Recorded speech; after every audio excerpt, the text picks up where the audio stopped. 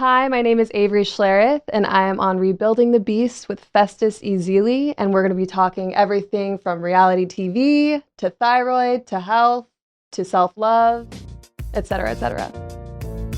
Hey guys, welcome to Rebuilding the Beast.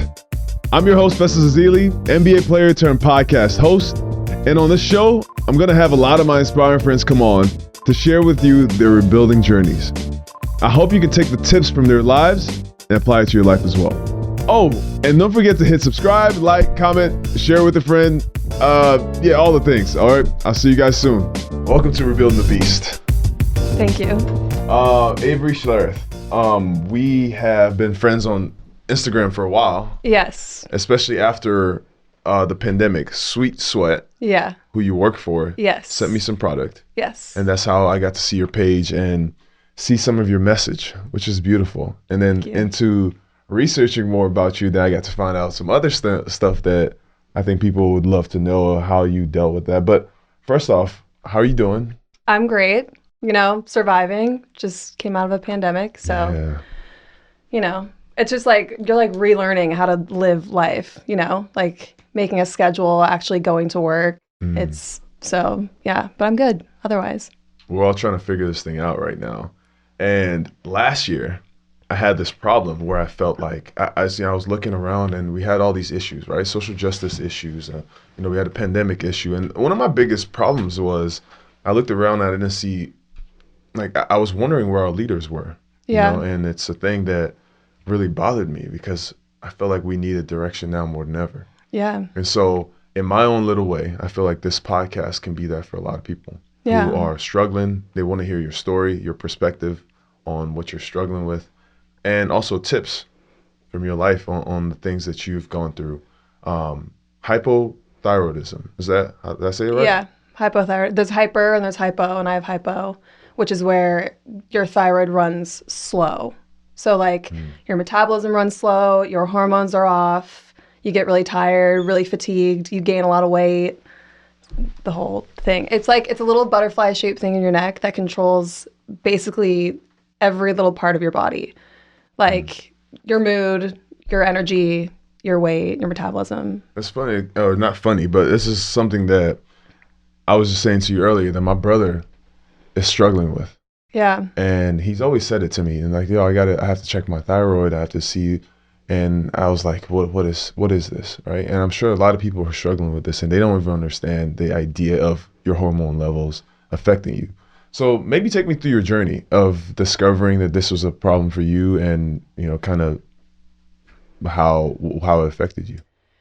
Okay, well, it's kind of long. It is. That's why we're here. That's what it's podcast for. Let's go.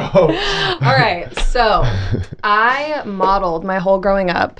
Never had to worry about weight, just could go on any audition, would book it. I was in Denver though, so the market's not hot in Denver. No, it was I would book everything I went on because it's not like LA where everyone's trying to do the same thing. It was I was the only one trying to model there.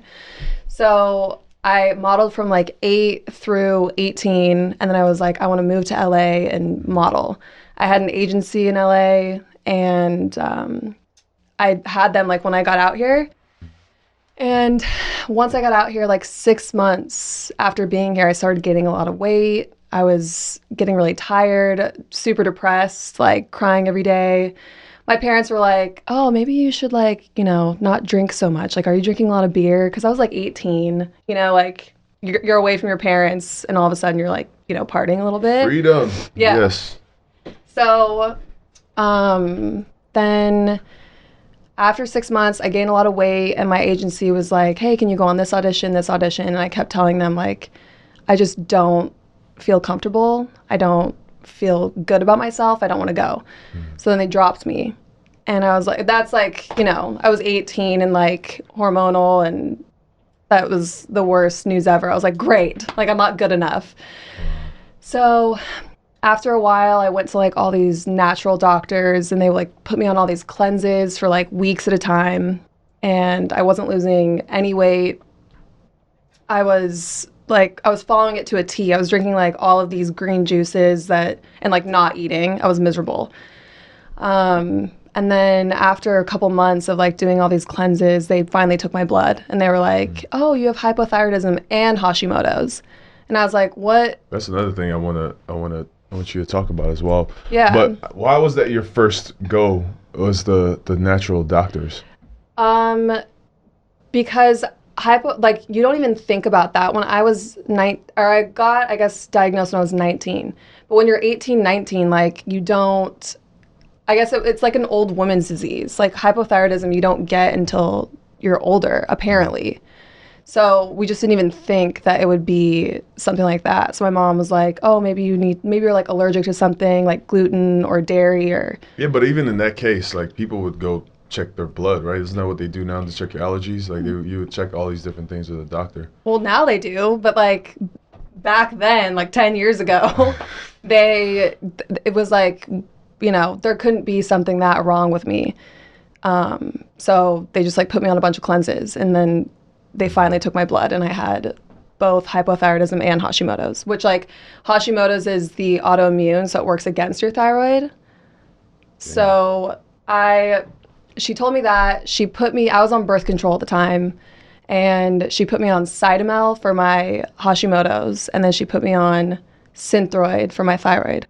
And Cytomel and birth control are toxic with each other.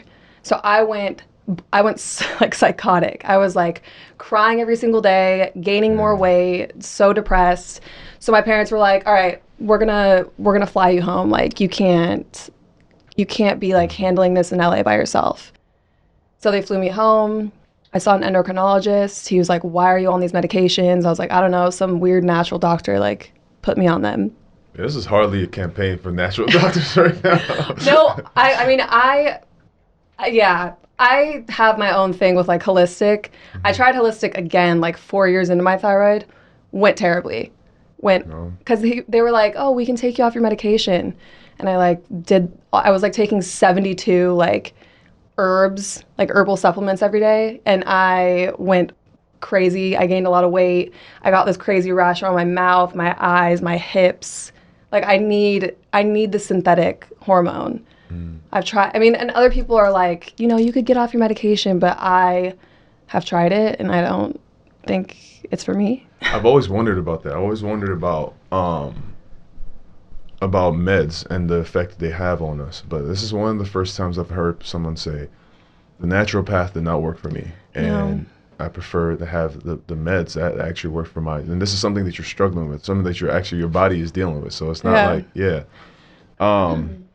okay, so you go through this phase. One of the things I also heard is that you were 18 at the time. So how do you distinguish between our freshman 15, because we all gained weight when we got to college as 18-year-olds, to how do you distinguish between that and hypothyroidism?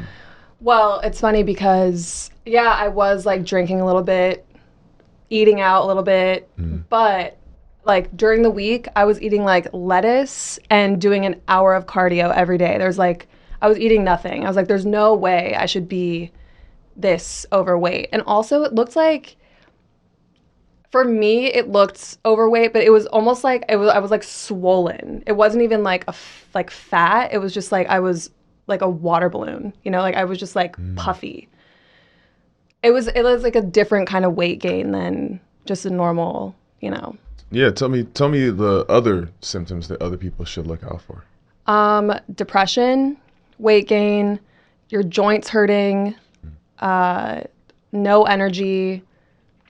Those are kind of the biggest ones. Eczema, I've dealt with eczema. Rashes. Those are the biggest ones though. One of the things I see on Instagram is I see you working out a lot. And how has that changed since your diagnosis? Your diet, your workouts, you even have a program that you put out recently for people with hypothyroidism or with any thyroid issues. I think that's what this is about, is using your story to help other people. You have no idea why you went through what you went through. Maybe there's somebody who needs to hear this story and it's actually looking to you like, yo, like I just see you thriving. So what changed? What was your diet like? How did you make these changes in your life? Honestly, I think that I would classify myself as a little bit vain. Like, I really care what I look like. I think we all are a little bit. Yeah, like I want to look good. I want to feel good mostly. And for a while there, like I was so insecure because I was never one that had to worry about weight. Like I was really athletic. I was dancing all the time. I could go on any audition and I would stay thin. And then God was like, I'm going to humble you and give you this. Like, and I honestly, like, I'm not mad about it. I think it gives me more of a purpose than just like being someone on Instagram or like a pretty girl in a picture. I have like more to share. But as far as like my diet and my workout and stuff goes, I like wasn't a victim to the situation. I was like, I'm going to figure this out. Like I'm going to figure out exactly what works with my body, exactly what doesn't, what workouts work. And then I did. And now I'm like healthier than ever. Yeah, no, you definitely look it for sure. Thank you. Were you able to get those agents back, or did you get new agents? Now screw those old agents. Yeah, we're done with them. I didn't even try to get back into modeling. I got more into like the health, wellness, fitness, because I feel like that's more my niche. And I was like sick of going on auditions and just feeling like shit about myself. Like everyone in there is just as pretty, maybe skinnier, maybe taller, better, whatever. And it's like, I was just over going into these auditions all the time. And, I've more to myself than just being in a photo, I want to know more about, so you talked about Hashimoto. Mm-hmm. I don't know if I'm saying it right. Hashimoto, yeah. When I start pronouncing words like this, my accent starts coming out. Hashimoto.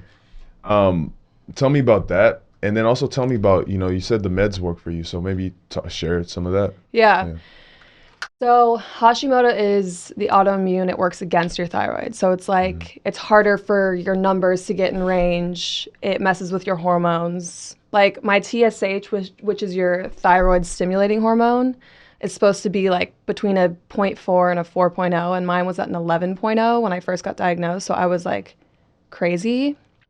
And, but if you get on the right, I'm like now just on one medication, and it's kind of it's like a liquid instead of a solid pill, like a press pill. And you can eat like 15 minutes after. Other medications, you have to wait like 30 minutes to an hour to eat.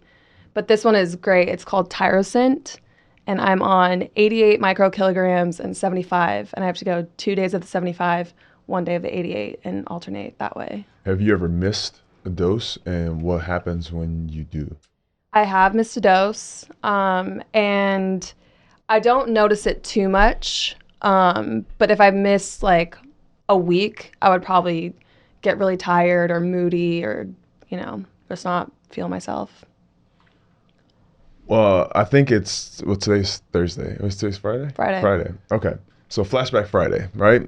One of the things you do on Instagram is you do such a great job of showing people your story. Like, this is where I came from. This is what I do. And you talk about being vain, but I don't think it's just that. It's about, just being confident in yourself and like, knowing I'm putting my best foot forward.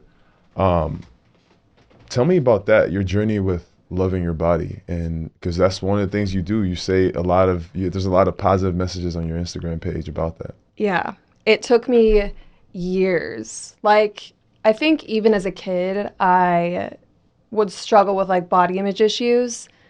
And, but then like going through all of this, I like saw my body at its heaviest, and my stomach didn't look the way I wanted it to. My arms, my legs, my face, like my face was super round.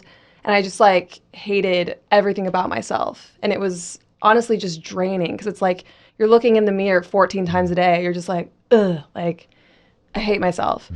But now like I've put so much hard work in, and I am 28, and I think I've just realized like you have one life to live. Why are you going to spend it just hating yourself or, being negative about your body? You have one body, you have one life. So work hard, eat well, and live, and just love yourself. This podcast is about the rebuild, and it's about that process of re-loving yourself, taking care of yourself workout wise, but it's just whatever routines that you had to create to make yourself who you are today, the beast that you are today. Yeah.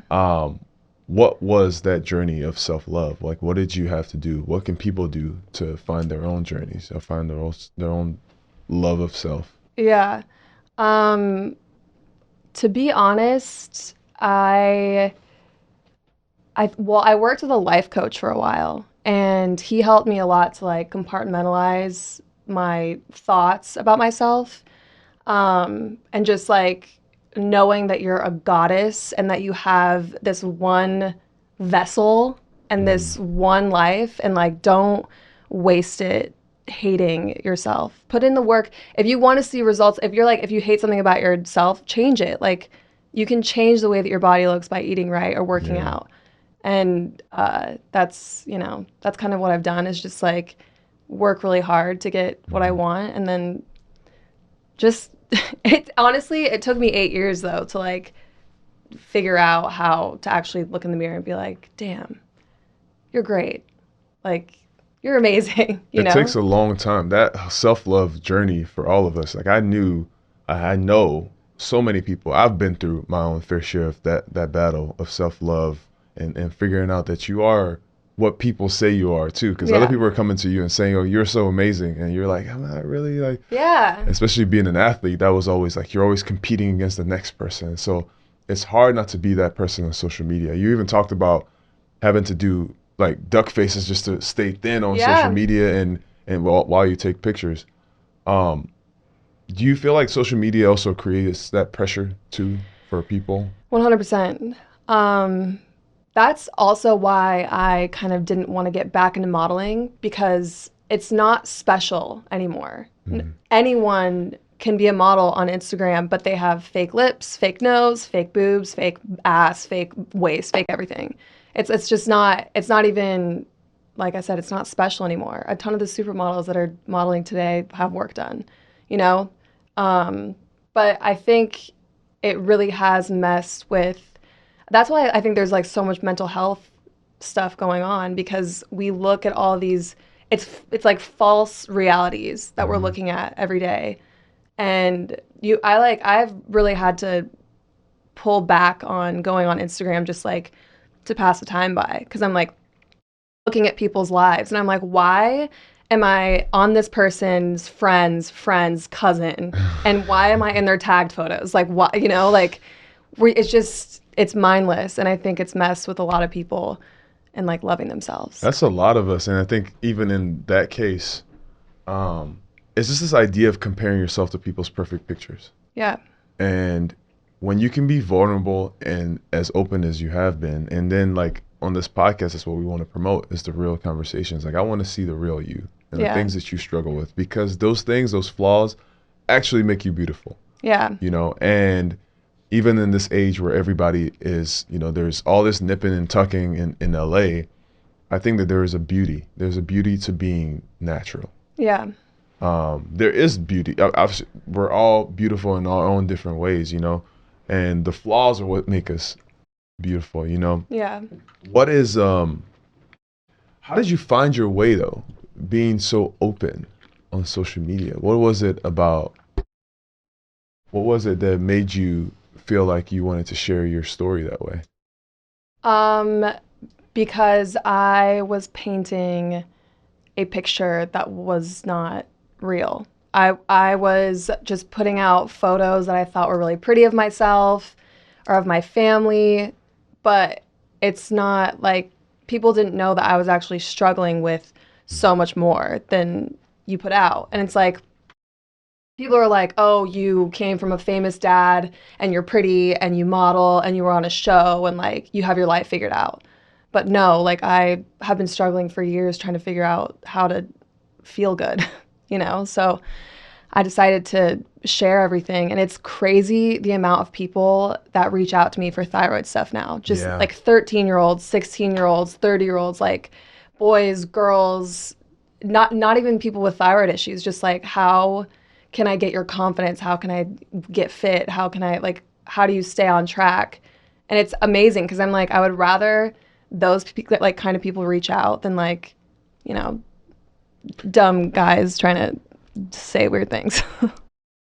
It's actually the same thing for me. Is I realized when I started sharing my story the way I have been, right? Whether it's talking about my comeback from an injury or talking about some of the stuff I face, whether it's mental health stuff or dealing with family, whatever it is. Like one of the last episodes I did where I just talked about my journey. It was like 20 minutes, and I just sat there and just ranted about how I'm not always positive. People see me all the time and they're like, yo, this guy has this great energy. And I'm like, nah, like I really went through a hard time, when I went through an injury again, after everything I've put into this, and people resonate more with that realness. Yeah. Like, wow, like I want y'all to know that I put my smile on every day, just like everybody else. It's not the reason why The Last Dance, the Michael Jordan documentary came out last year, was so important is people got to see Michael. They didn't see a god. They saw a guy who made decisions every day. It's like, I want to be the best. And he just kept going and going and going. And now you see the Jordan brand, which is billions of dollars. Yeah. But the idea was this guy had to make decisions and he made mistakes. And even his mom scolded him like, yo, go take that meeting.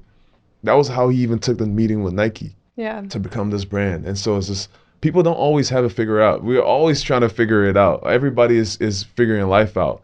And if you approach life that way, if you approach people that way, like, yo, I'm also figuring it out, it's actually more strength in that. Like you said, more people reaching out to you with real, genuine conversation. No one has life figured out until the day that you die. We will never have it figured out. It's hard. It's a really hard thing. So, I think it's really important that everyone shares it, because not one person isn't going through some kind of struggle. Whether it be an insecurity or like a disease, everyone is going through something, Absolutely. I also want to touch on another topic. You talked about this a little bit now, but let's go there. Talk about your family. My family. Okay, so my dad played 12 years in the NFL, and then he worked as an analyst for ESPN for 16 years, and now he's with Fox, and he's like calling games, so he's very much a sports guy. My parents have been married forever. They live in Colorado, and I have an older sister, and I have a brother that played in the MLB for years, and now he's working with the Pirates organization because he got hurt too much, like he had to stop. Growing up in a house like that, though, with a house full of athletes, that feels like pressure. It is. Yeah. I look up to my dad so much, and I want his kind of success, but he had to give everything up by like the age of 22, but yeah, it is a lot of pressure. Eventually I want to talk to your dad too, because he had 29 surgeries. He did. I saw that. I was like, wow, that is. He can't bend his knees like past a 90-degree angle, like only like this. Wow. Yeah. Wow. I got a guy friend. I'll be able to help him with that as well. So talk to me about the pressure on you. Were you an athlete yourself? I played everything. Dance was my main thing. I was a hip hop dancer. I was really good. Hey, yes. We need videos. Okay. We're putting that on the podcast for sure. Okay. And then I ran track. I was on the dive team, played soccer. I dabbled in a little bit of everything. Did you love any of them? Dance was like the most. I liked that the most. Honestly, dive was just like a random thing. My gymnast friend was like, let's try out for the dive team, and I ended up making varsity and was really good at it for some odd reason. I think it's all rhythm, and I was a dancer, so anyways. So no credit to mom and dad, huh? They give that was all that was me. all you.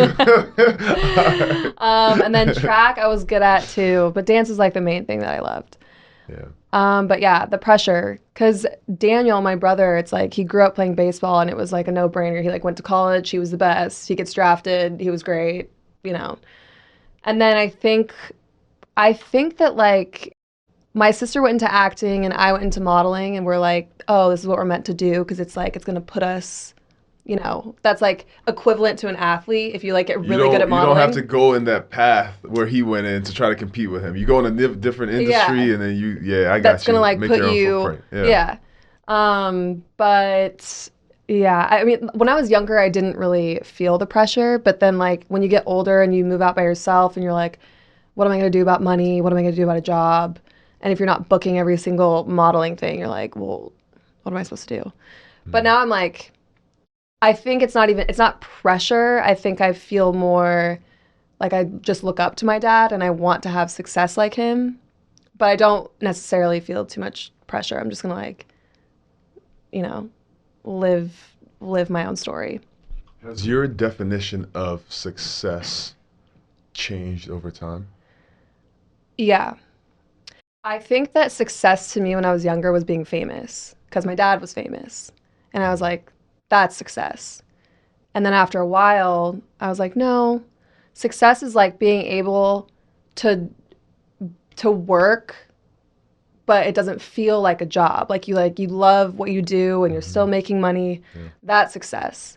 And also, I think the last year, like after sharing my thyroid stuff, I'm like, this is success. Like I'm helping so many other people that don't have answers and they don't know what to do. And I've lived out, 8 years of dealing with this disease. And I'm like, this is success. Being able to like share and like help other people. Doing what you love there's a weird, like this, for example, is a passion project for me. Yeah. And it's something I started doing like about a few months ago, right? And after I started, the amount of conversation that we've sparked, the people that come on like, man, we really love hearing these stories. It made me just keep pushing a little bit harder. It just made me feel so good. It made me feel, feeling good. That's like, I'm not even explaining it properly. It made me feel like I was living in my purpose. And that's different. When you get famous for doing what you love, it's a different feeling. If you just get famous just to be famous, it's like people ask me all the time, like you go all these different places, people see you, they might recognize you, they always want to take pictures, things like that. What does that feel like? And I just said that it's a different feeling because I'm doing something or people are recognizing the thing. They're recognizing a thing that I did that was part of my love, like I love playing basketball. Mm-hmm. I loved my teammates and all that stuff led to a success that people recognize now. But when people recognize that, it makes me happy because I'm like, wow, like you guys were a part of the journey with me. Yeah. It's different from, I would assume that it's different from just being famous for being famous sake. So tell me about, you were on a reality show. Actually, you're on a few I was. reality shows. Yeah. Tell me about that journey, because I don't think a lot of us know what that's like to be on a reality show. Yeah. So when I was younger, they did one about my family. Like we did like three. We did one for Lifetime. We did one for MTV. I think we did one for E. And they all ended up falling through, like because of management or like it wasn't dirty enough or whatever. But we filmed like 3 full ones. Too wholesome is what you said earlier. Yeah. Too wholesome. That just shows you. I don't know if people hear this, you should understand. Their TV show, reality show, was too wholesome for you to watch. Yeah. What does that mean about the stuff that's on TV? I don't know, but yeah, keep going. Yeah, it's. I mean. Whatever. I'm sure some people would like it, but they like needed someone to be like super broken and have issues. Anyways, yeah, so we filmed about my family because like my sister was in LA acting and then my brother was in the bigs and my dad was who he was and my mom was like, the housewife, like doing everything, and I was in high school like getting bad grades. And so they like filmed this whole thing just about my family. And then we did one later on when I was 20. That one was like 14. And then we did one when I was 20. And it was like me, my sister, and my cousin were all living in LA. And we were like partying. They tried to make it like dirty. But we were like partying and like going out. And like I was underage. And my parents were like, they were a part of it. And then my brother was like still off playing sports or whatever. So we've done it multiple different times. They also sold a sitcom that Mark Wahlberg produced based on my family. Wow. Yeah, but that also didn't go. Rob Riggle was in it. Constance Zimmer Zimmer. Yeah, Zimmerman. Yeah. But yeah, that was, they used 3 girls instead of a boy, girl. And then the other reality show that actually went to air was Catching Kelsey, and I did that a while ago. Yes, people love the dating stories. So Yeah. yeah, tell us about being on a dating show. Well, it wasn't my first choice, but I did it anyways, and it was a really great experience. But like, I'm not like really competitive in that situation. I'm like, listen, if a guy likes me, he's gonna reach out, he's gonna like me. But like, it was a competition show, you know? And I was like going against all these girls, and it was like very catty. And there was not really any bad footage of me because I like didn't get in the drama because I just didn't care. But it was a good experience. Like, it was just a lot of boozing and hanging in this mansion. There was like, I mean, yeah, it was wild. I don't even know what else to say. It was really fun though. As somebody in the public eye, what is dating like? Awful. It sucks.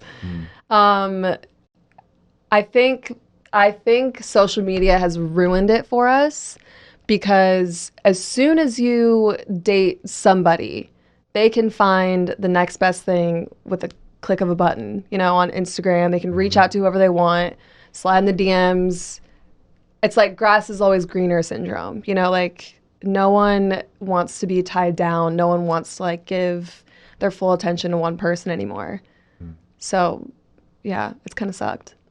How do you deal with that yourself?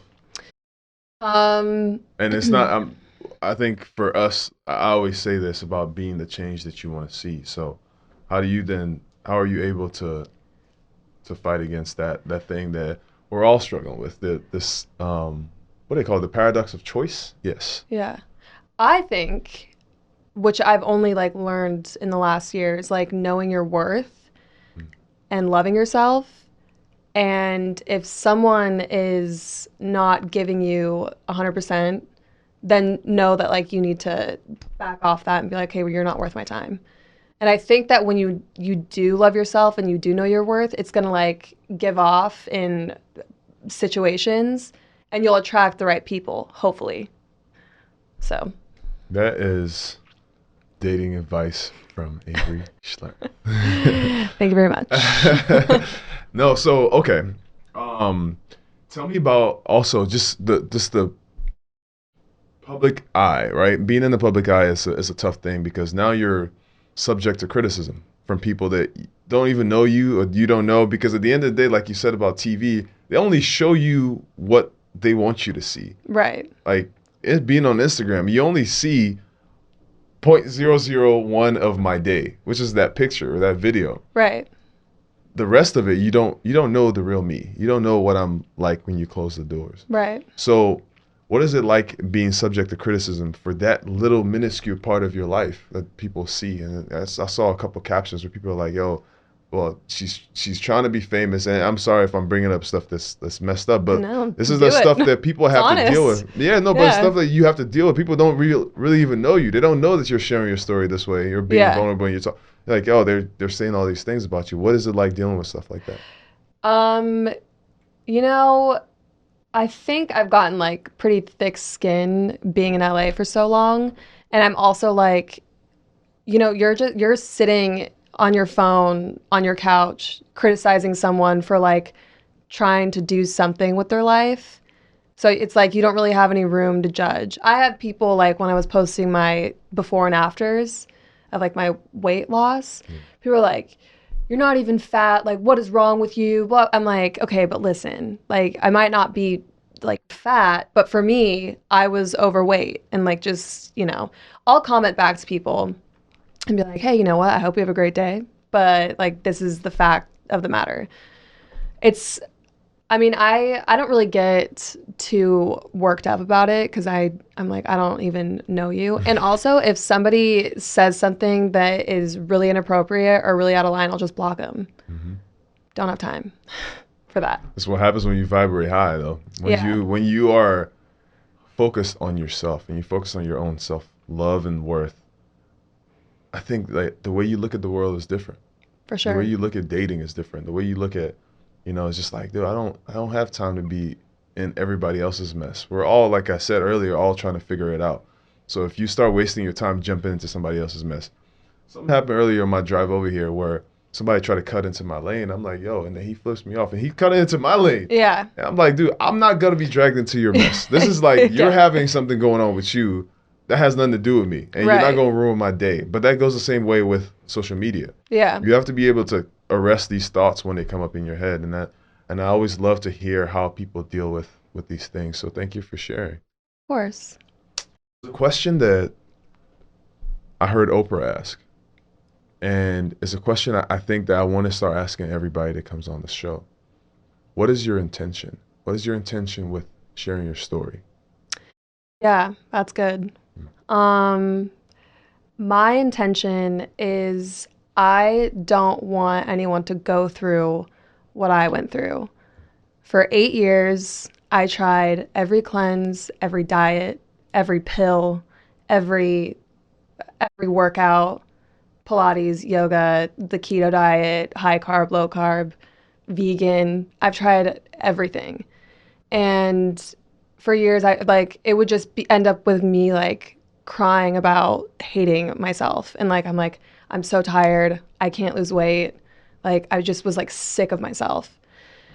And my intention is to relay a message so that people can have the answer quicker than I did. I'm fine. I'm like totally grateful for my journey because it gives me a story to tell. And I know a lot about working out. I know a lot about diet. I know a lot about thyroids. And that's because I went through everything that I went through. So, yeah, I think my intention is just like help people not have to like go through something for 8 years and not have an answer. That's hard, and that's beautiful that you're doing that with your story. I always end with this question, Okay. and it's my favorite. It is, if you could talk to young Avery and give her some wise old advice, Yeah. what would you say? I would say stop worrying so much about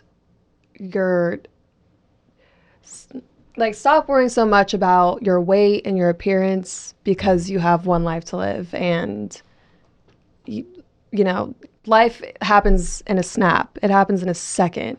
And I think that if you're worrying too much about your weight or your face or, your friends, you're just wasting your time. So just enjoy your life and stop worrying so much. That's beautiful. Now this is where you get to promote whatever it is that you're working on. I see you had an 8-week program. I do. Where we can find you on Instagram, Twitter, Snapchat, TikTok, Venmo, PayPal. Avery Schlereth. Everything is at Avery Schlereth for the most part. Snapchat, I don't really go on that. TikTok is Ave Schler. But I do have an 8-week program. It's for hypothyroidism, but it's also great just to do even if you don't have a thyroid problem. 8 weeks, I give you everything that you need to do with diet, what you need to eat, what you can't eat, and then like treat meals. I give you all your workouts. I do videos with every single workout, and it's different workouts every single day for 8 weeks. And and then I'll go over like endocrinology and your numbers and what they mean and how to pick an endocrinologist and what kind of medication is right I'm not a doctor, but like which one has worked for me. So yeah, I have that whole program, and you can do it if you have a thyroid problem or if you don't, whatever you want to do. Hereby W a beast for using your story the way you are. I think it's so inspiring. I hope a lot of people hear this and are drawn to do the program and to feel better and to know that there's a way out of whatever they're feeling, whether it's depression, whether it's whatever feeling of not loving your body and not loving where you're at. Thank you. Thank you. This is awesome. Yeah, I'm so happy you invited me on. Oh, my pleasure. Thank you so much. You got any last words? Any final words? Everyone listen to his podcast. Thank you. You're welcome. Hey, Festus here. I hope you liked that episode. Don't forget to subscribe, like, comment, and here's some more episodes that you might like. On this side.